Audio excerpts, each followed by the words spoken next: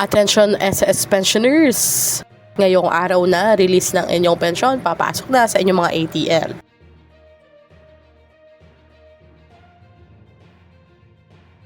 Magandang balita po para sa ating mga pensioners na may date of contingency na mula 16 to 31st ng buwan.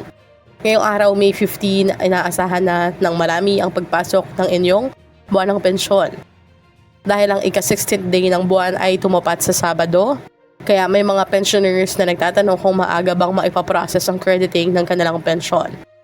Ayon sa karaniwang sistema ng SSS, kapag ang scheduled release o processing date ay tumapat sa weekend or holiday, possible na maagang makredit ang pensyon depende sa bangko o disbursement partner.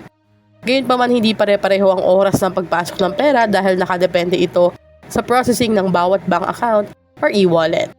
Paalala rin po sa mga pensioners na ugalihing i-check ang inyong ATM, UMID ATM card o registered bank account bago magpunta sa ATM upang maiwasan ang abala at mahabang pila. Samantala, pinapayuhan din ang lahat na mag-ingat laban sa mga scam text at fake messages na nagsasabing kailangang mag-click ng links para umano sa pension update. Ang SSS ay hindi basta-basta humihingi ng personal banking details sa text messages.